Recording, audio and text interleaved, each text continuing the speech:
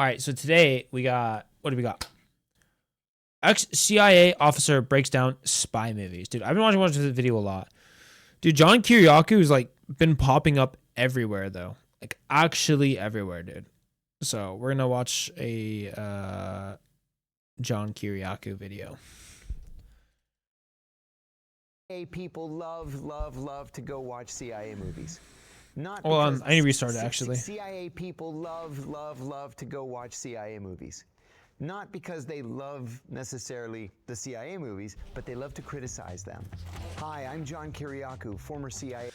They love to criticize the CIA movies. Okay. Officer. Today we're going to break down scenes from spy movies. This is the breakdown.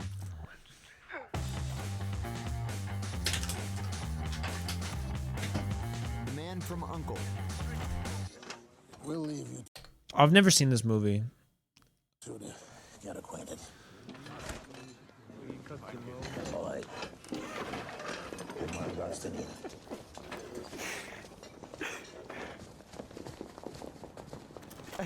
I laugh because that's true.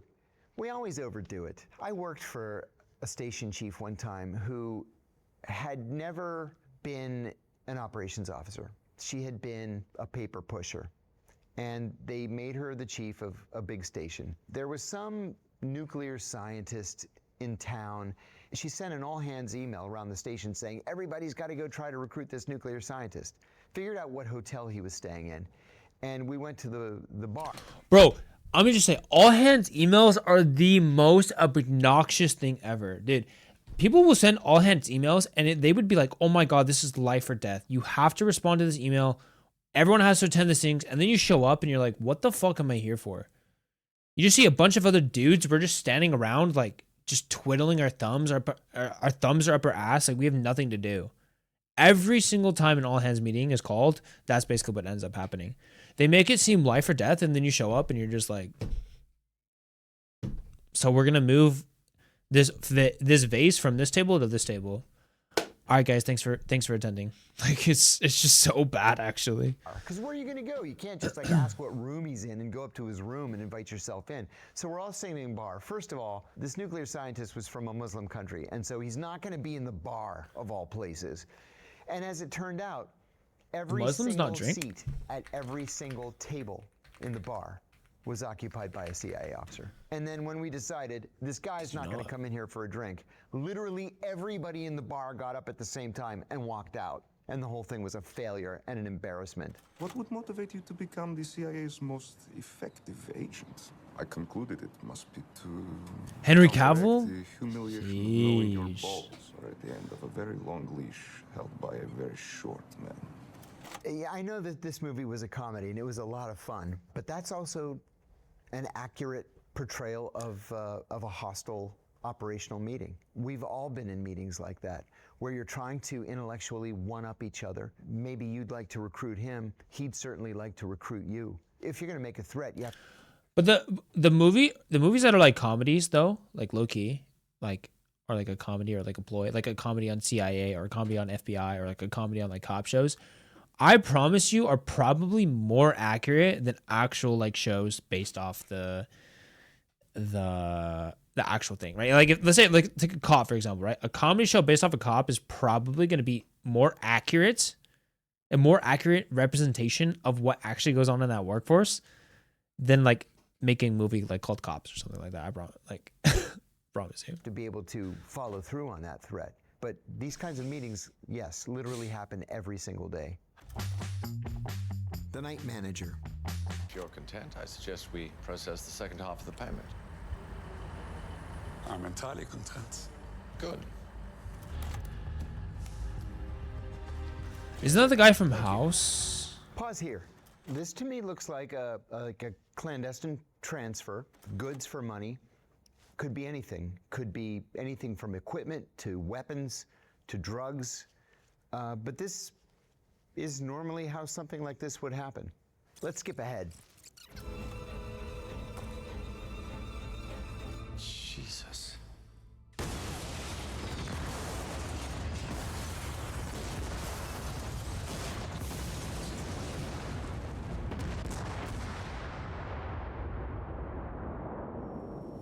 want my money back, Mr. Roper. Don't you hate when that happens? In real life, no, there would never be a situation like that. In real life, it's very anticlimactic, where you're going to exchange money for the product, whatever the product happens to be. Usually the payment is the easiest part about a relationship with the source. The source is perfectly happy to give up whatever information he or she has, perfectly happy to put his hand out and take the payment, and 9 times out of 10, it's cash. And it's a monthly retainer. So there's really no excitement. Monthly involved in retainer? making the payment. What? Usually it's just pro forma. And you ask them to sign a receipt. And they could sign Bugs Bunny if they want, but just so long as there's a receipt that's signed, you have to deal with the accountants back at headquarters. I was once told by a boss, you never want to mess with medical, security, or finance, because not only can they ruin your career, they can get you locked up. And so you want all the paperwork to be in order, especially when there's money involved. Spy Kids. I have to take you to the safe house. My parents can't be spies. Bro, dude, I never saw this movie. All the kids that I was like around when I was like younger saw this movie, and they would always like talk about it, but I never saw it, dude. Did I miss out on a core memory from never seeing this movie?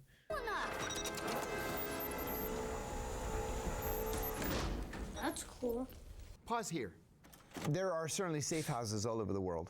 Every intelligence service in the world utilizes safe houses, sometimes jointly. There was even a scene in the movie Munich where the Israelis and the Jordanians were in the same safe house, although the Jordanians had no idea that their counterparts there were Israelis. But yeah, there are absolutely safe houses. Infrastructures like this, no. There are no bat caves or hidden layers. The military is a different situation, of course. They have hidden facilities all over the planet. But for the CIA, no. Let's fast forward. Unfortunately, there are no high-speed submersibles. There are submersibles. There's one that's even on display at the CIA headquarters from the Cold War. You know, little one-man submarines that you can now buy in the Hammacher Schlemmer catalog. Not for use today. Can't hear him. Hold on.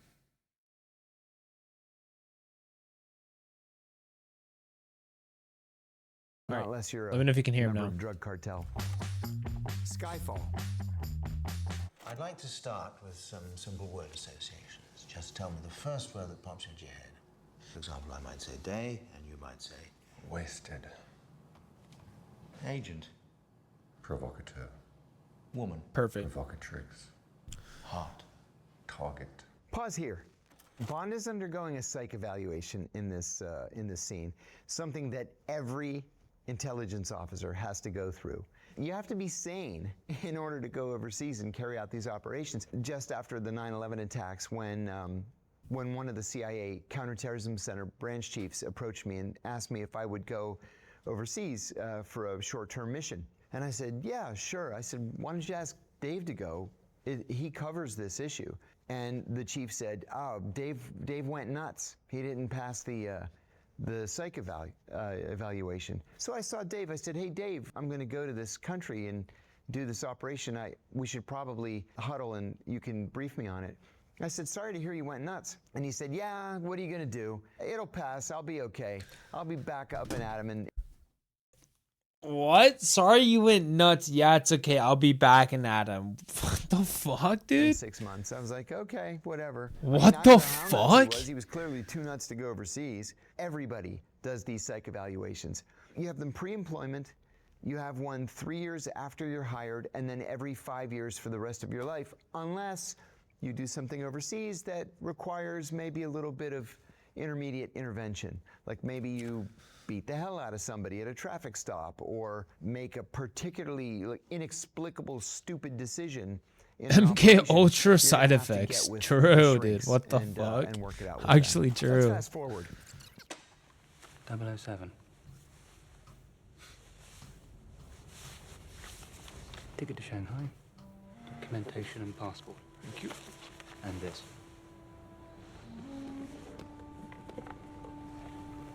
Author PPKS 9mm short. There's a microdermal sensors in the grip. It's been coded to your palm print so only you can fire it. Less of a random killing machine, more of a personal statement. The location of this meetup appears to be the Tate Gallery. Never, ever, under any circumstances, would such a meeting take place in public, because you constantly run the risk of surveillance, cameras, microphones. You run the risk of some random tourist who happens to be walking by hearing the conversation. You would never... Bro, could you imagine being a tourist and you just like walk past somebody who's like exchanging weaponry? Like, what the fuck would you do in that situation? Dude, I deadass would be like, yeah, I'm blind, bro. I just close my eyes and just start like moving a stick. Are you kidding me? Dude, fuck no, bro. Want no part of that. Have that conversation in any public place. Even out in the open in a park, you run the risk of parabolics, for example. This Nah, facts, bro. I'm always literally like fucking tunnel vision. I place didn't in a see shit, vaulted dude. area Not looking you, I'm inside moving. MI6 headquarters. Standard issue radio transmitter. That looked like kind of a big transmitter compared to what I've seen in the past. The transmitters can get very small to the point where they're more like chips, about the size of a penny. But they are not switchable on and off. They're always transmitting, always sending out a ping. In some extreme cases, you can even have them implanted. You know, you have it implanted in your shoulder or in your butt crack or wherever. Imagine calling it the is police that and it somebody's fires not back gonna on notice you. it. But yeah, Got you're two gonna want lanky a dudes in transmitter suits at in your case door. you're Yeah, kidnapped. In the fuck no, dude. 1980s, the CIA station chief in Beirut, I'm not William answering the Buckley, door, bro. was At 3 a.m., kidnapped hell no. and tortured mercilessly to death. Hell no. He had a transmitter. It was embedded in his belt buckle, and the very first thing the kidnappers did was they took his belt off and they left it in the parking garage where he was kidnapped. Yeah, the tech is out there. It's just a question of implementing it. Tenet. I didn't like Tenet that much, dude. Low-key.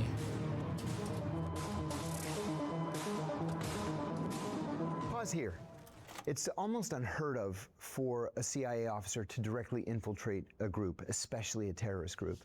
And it's for a variety of reasons. You don't look the role, you don't speak the language, or if you do speak the language, you speak it with an accent, usually an American accent.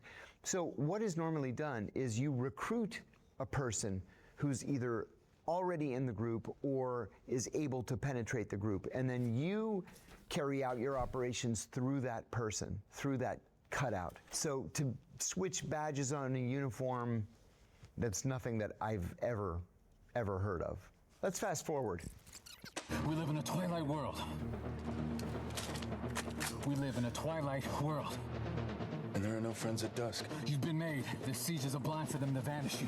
What we saw there was an exchange of bona fides. I genuinely That's something believe that we do is not very, know very shit at important all. and I is also feel like the taught whole practically on the first day of operational J thing training. is a If you scapegoat. are Wait, what undercover do you mean or J under thing? deep cover, and no one What do you mean by the knows J or even thing? suspects that you're an intelligence officer, and another intelligence officer has to make contact with you, there's going to be an exchange of bona fides. So if I break into the room, I kick down the door, you turn and look, and I have to say, the rain in Spain falls mainly in the plain, and then you respond with, I don't know, bro. Mares eat oats and does eat oats and little lambs eat ivy. We both know that we're on the same team. But if one side or the other doesn't know the bona fides, then anything goes. It was never, ever my experience that people would panic and not remember the bona fides.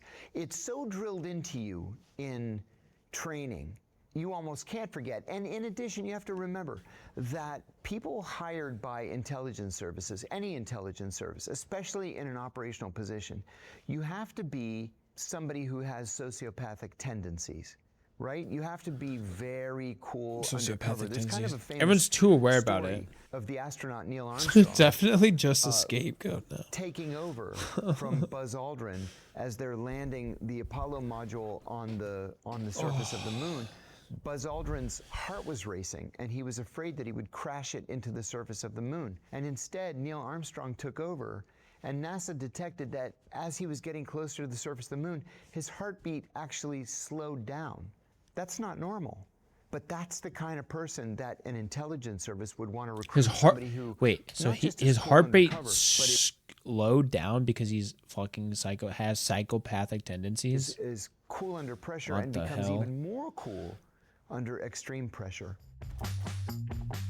The Bourne Ultimatum. Get some rest, man. You look tired. He's looking right at her. This is a realistic scene. It's not often that you're going to be so close to a person that you're going to be able to see them while you're talking to them, but it does happen. One of the things that they utilized here that's very effective in real life operations is out of the way places for Dude, Bourne Ultimatum was static actually surveillance. goated movie. So True. most people, when they Actually think they true. might be under surveillance or are concerned that they could For be spy under movies, for surveillance, they're sure. looking behind them. They're not looking up in the second, third, 10th floor, thinking, you know, there's somebody with binoculars up there. But frequently, there are. And not just one person. There's one person every block. A person from 5 blocks back will run around and assume a second static position. That actually is common, and it's a part of training. Let's fast forward. Where are you now? I'm sitting in my office. I doubt that. And why would you doubt that? If you were in your office right now, we'd be having this conversation face to face. Dude, that's like such a bro. I love that bar, bro. You're at your office? No, I'm not. Yeah, if you were, we'd be having that conversation in person, bro. That's so hard, bro. That shit goes so hard. Like bars. This was one of the funnest things I ever did. I enjoyed doing that very much. You know, sometimes you just want to get through the filing cabinet.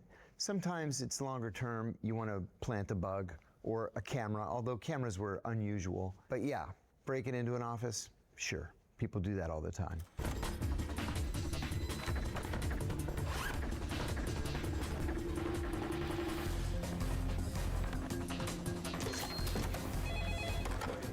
Yeah.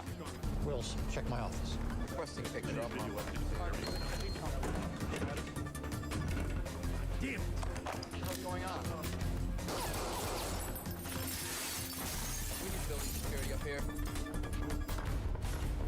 He's got everything. God damn it. At CIA headquarters, we work in vaulted areas. So the entire vault, the entire office. You think they got a is file on considered a vault. you? With the entire office Nah, being a bro. vault, you can just I don't do leave stuff shit, out bro. all night long, 24 I hours. stream. Everything's public, not a bro. problem.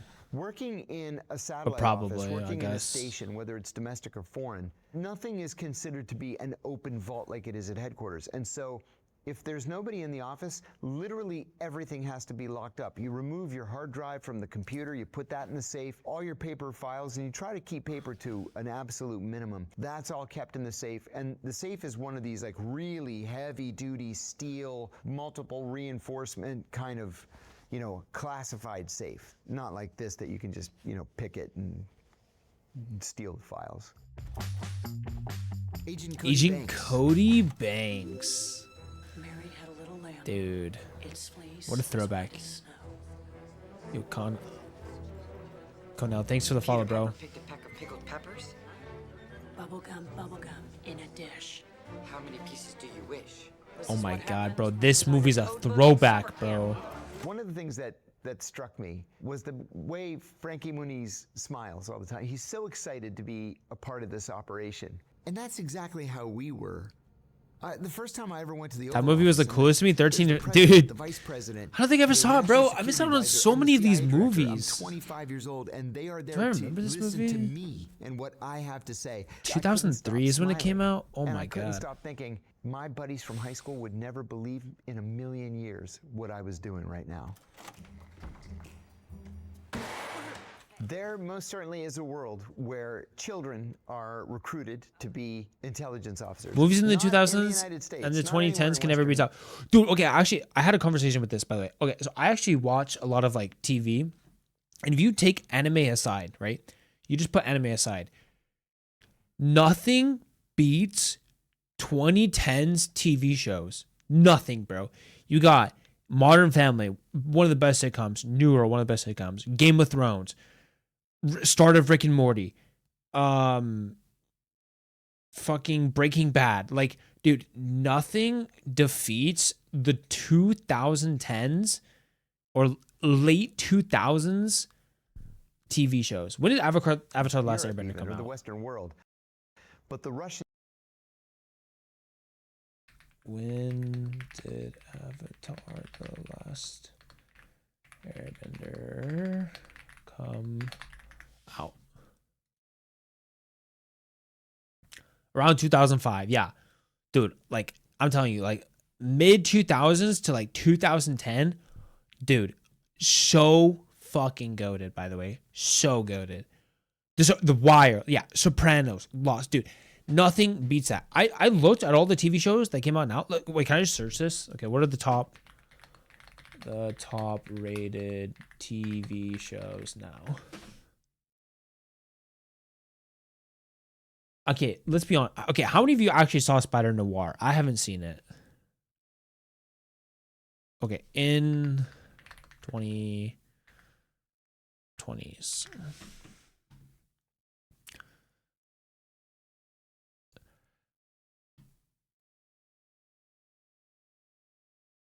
Okay. The Bear, yeah, all right. Surveillance, okay, yeah. Ted Lasso, eh. You know what I'm saying though? Like,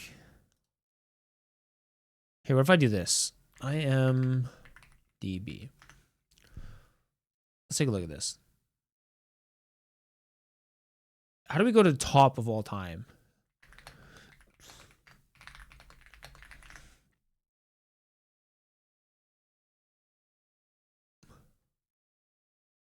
Menu, top, not movies, top 20. Okay, top 250 TV shows. Look at this: 2008, 2013, 2016, 2006, 2000, 2019, 2000, 2000, 2000, 2014, 1980. Okay, 2010, 11.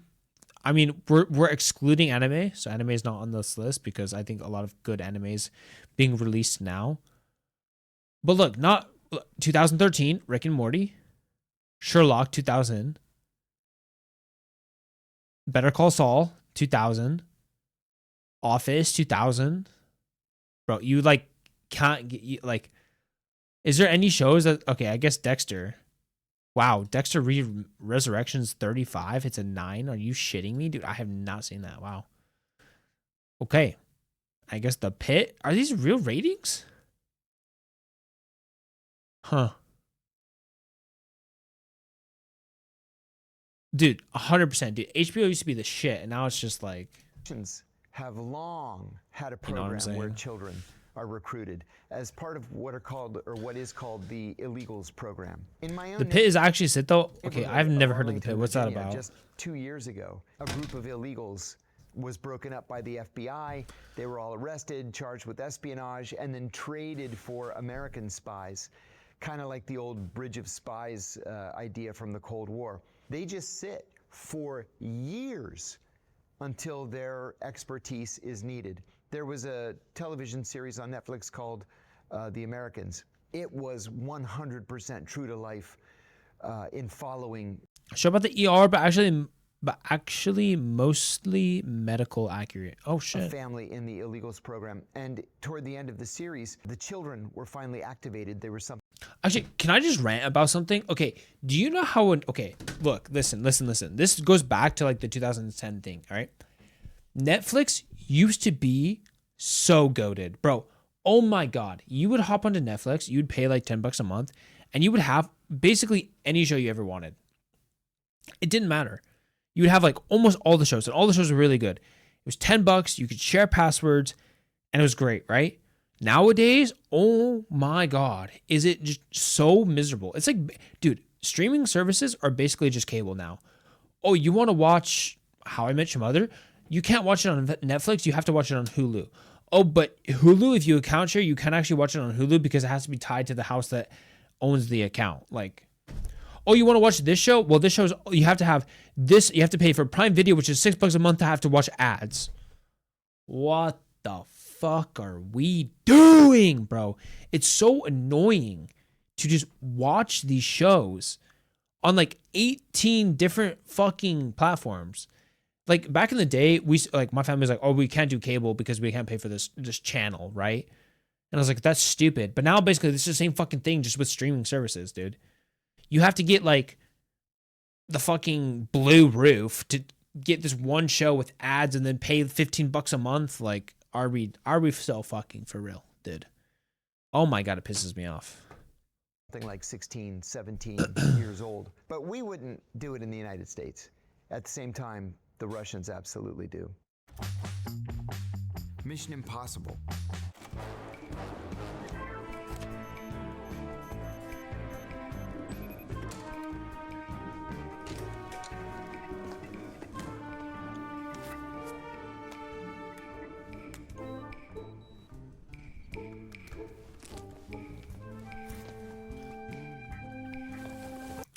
I love this classical spy music, bro. The dirty It's little so good. secret of intelligence operations is that almost all of the tech that's used is just purchased on Amazon.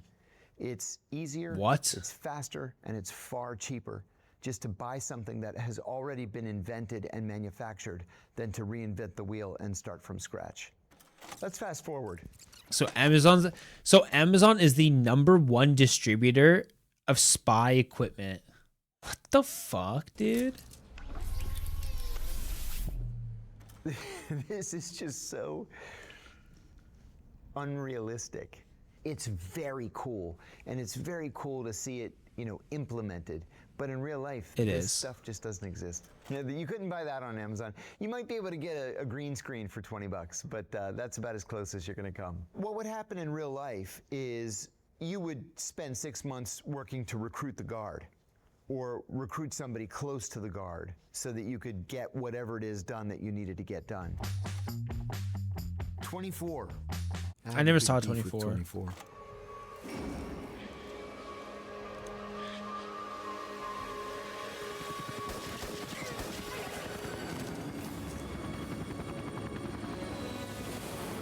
Yeah, the silent helicopter gets you every time.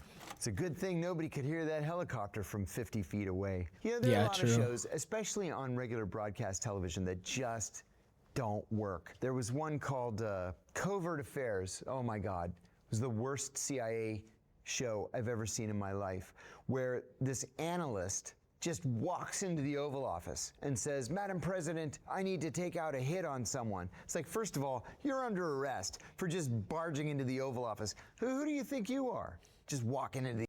Isn't that like low-key kind of crazy that you can be arrested? We have freedom of speech in the United States, but you can be arrested for walking into an Oval Office unannounced. Just think about that. That's kind of crazy, no? The Oval Office like you own the place. Secondly, Have a good you night, just bro. committed a felony. Because according to Executive Order 12333, you can't order hits on anybody. I hated that show. Another one, NCIS. I'm sorry, I know a lot of people love NCIS, but NCIS stands for Naval Criminal Investigative Service. It does. You It can't does. be with your guns out in a housing project in LA. You only have jurisdiction on Navy bases and on ships, not in the LA housing projects with your gun up in the air again to shoot somebody in the face. It's the same thing with this. They're at like the Rose Bowl or something, having a shootout in the Rose Bowl. Come on, everybody's under arrest. You've all committed felonies. Burn notice. If you're going to put prints on a gun, sticking it into somebody's hand isn't going to do it. Any decent lawyer can explain prints on a gun. Ow, ow. But try explaining prints on the inside of the trigger assembly. Who? I happened to be sitting next to the guy who created and was the showrunner for Burn Notice on a plane. We were going from Washington to LA. I never talked to anybody on planes, but I was sitting next to this guy. His name is Matt Nix, an absolutely brilliant and gifted writer and showrunner. We struck up a conversation, and I happened to be a fan of Burn Notice. So I said, "What do you do for a living?" He said, "I created a show." I said, "Oh, is it something I might have heard of?" And he said, "Well, maybe. It's the #1 show on basic cable. It's called Burn Notice." I said, "Oh my God, I love Burn Notice. I've watched every single episode. In fact, I ran the credits in slow motion just to see who your script advisor was, and I didn't see one." And he said, "Oh, I've been obsessed with the CIA since I was a kid. So I've read every book, and I don't have a script advisor." By the time we landed in LA, I was the script advisor. Damn, that's how business gets done, bro. On a Matt plane. and I are still friends. So sometimes writers take this so seriously that they make it 100% accurate. Zero Dark 30. If you thought there was some Bro, low-key, this movie's cell so good. somewhere working Al Qaeda, then I want you to know that you're wrong. This is it. There's no working group coming to the rescue. There's nobody else hidden away on some other floor. I was the chief of one of the branches inside the Counterterrorism Center. I worked with her. Just us. She was actually my immediate boss. This scene is accurate, yes. And you have to understand the frustration too. 9/11 happened because we failed. 9/11 was the worst intelligence failure in American history. It was worse than Pearl Harbor. 3,000 Americans were slaughtered on one day because we didn't do our jobs. I'm surprised that his language was as clean as it was. I will say though about this film, Zero Dark 30 was a CIA propaganda film. There was so much that was wrong with this film in that the CIA deputy director and the CIA's deputy director for operations gave Catherine Bigelow, the director, and Mark Bowl, the writer, a classified briefing over a classified mock-up of the Osama bin Laden house. What? Where bin Laden was found and killed. That was a violation of the Espionage Act. The director of the CIA, Leon Panetta, at the time, invited Bowl and Bigelow to CIA headquarters for an attaboy speech in which he revealed the names of the SEAL Team 6 members who killed bin Laden. You fucking name dropped their asses? That was a violation of the Espionage Act. He later said that he didn't realize they were in the audience, so no harm, no foul. When it was revealed that they were in the audience, the CIA's Office of Security went back through his speech and ended up redacting 27 lines of additionally classified information. Jesus fuck, That was a violation 27? of the Espionage Act. But the worst part of this movie There's was more? that it perpetuated the lie that the torture program led to Osama bin Laden's location. It did not. If anything, the torture program delayed the finding of Osama bin Laden. What led to Osama bin Laden's location was really great analysis, not the lie that this movie would have us believe. When he wants to make a call, he leaves the house, walks a few blocks, and switches on the phone. We need to keep canvassing the neighborhood until we find him.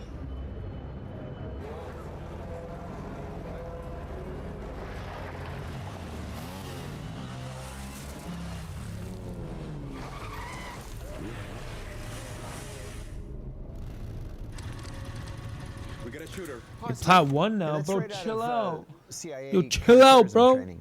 Virtually on your first day of Wait, what's CIA your- counterterrorism Zach, send me your P.GG. Training, you are put in this situation where you're in a car, you're cut off, shooters cut you off. You have a second to decide if you should run them over and kill them or reverse and, as the CIA teaches you, get off the X or get out of the kill zone. Somebody that close, I'd run them right over. Damn. And I'd back over them if I had to. But yeah, I'll check it out is after, okay? completely real life. We've lost a lot Give me of 10 people minutes. over the years in situations like that. Tom Clancy's Jack Ryan. Former Director Miller warned this committee on several occasions about the threat that President Udo presented. Ideas that the acting director and I do not share. And yet, you cannot prove that we weren't involved. Doesn't that concern you? No, sir. It terrifies me. Very powerful. And in a perfect world, that's true. We know, though, of course, that the CIA has been weaponized repeatedly over the years by Democrats and Republicans both. In a perfect world, the CIA would exist only to serve and protect the American people. But the CIA has a way of pushing the envelope and just waiting for government to push back. And that's not crazy. A reliable strategy, because it will keep pushing and pushing and pushing until we have a torture program and a secret prison program and an illegal renditions program and weaponization where they take down their domestic enemies. The reason why this happens is because we don't have oversight like you're seeing in this clip. We don't have members of the House Permanent Select Committee on Intelligence or the Senate Select Committee on Intelligence who are willing to stand up. Instead, and I regret that I have to even say this, instead what we have on Capitol Hill are members of both parties who are nothing more than cheerleaders for the CIA. So to see a hearing like this, where the CIA is actively challenging the deputy director, doesn't happen in real life. It should. It should happen every day, but it doesn't. Argo. I think I watched it. I actually really like this movie. Weather clears up, then deliver the 6 bikes, provide them with maps to the Turkish border. We have intelligence they can ride bicycles. I think this movie is really accurate. Maybe I'm going to be wrong, but I genuinely believe that this movie was really accurate. Or we're prepared to send in somebody to teach them. Or you could just send in training wheels and meet them at the border with Gatorade. It's 300 miles to the Turkish border. They need a support team following them with a tire pump. We were just asked to sharpshoot this. State is handling the op. I'm sorry, who is this? Tony's an exfil special. He got a lot of the Shaw's people out after the fall. Sir, if these people can read or add, pretty soon they're going to figure out they're 6 short of a full deck. It's winter. You can't afford to wait around till spring, so it's nice enough to take a bike ride. The only way out of that city is the airport. This is absolutely accurate. Tony Mendez is a giant in the history of the CIA. His wife is a giant in the history of the CIA. And this is one of the greatest operations that the CIA has ever carried out in its history. It was Tony Mendez who saved the hostages who had taken the Canadian embassy in Tehran in 1979. Argo was a crazy idea, but it was once described to me as the least likely to fail of all the crazy ideas. And so they went with it. The original idea to use bicycles was a terrible idea because, as he pointed out, it was winter time and nobody rides bicycles in the winter time, especially when you're going north into the mountains where it's even colder and with more snow. The idea that Tony came up with was to create a fake sci-fi movie to be filmed in Iran in the midst of the revolution. And that sounds like a nutty idea too, but it actually worked. These meetings are the kinds of meetings where you can just say the craziest thing, and if people deem it to be even remotely possible, they'll give it real consideration. With that said, usually the operations with the fewest moving parts are the ones that are most likely to succeed. That's, yeah. The good fewer parts, less things to do.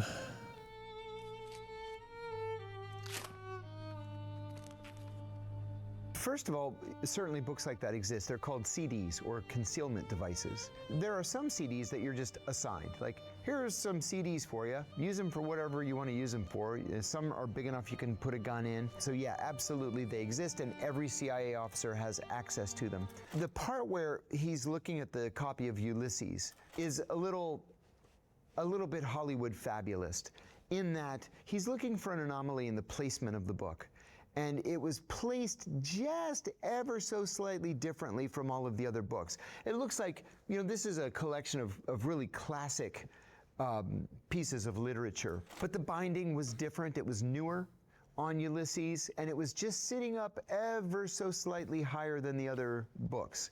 And so it looked like somebody had been handling that book. When he took it off the shelf, he was looking for an anomaly in the hardcover, just to see if something had been glued or maybe there was something inside. He could tell that there was. Frankly, it wasn't a very good concealment device if you can feel it with your finger, but he could feel it with his finger, and then he knew to go into it.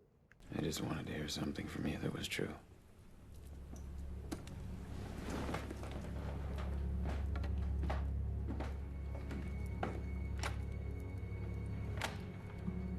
He was careless. FBI, you're under arrest. Stand up.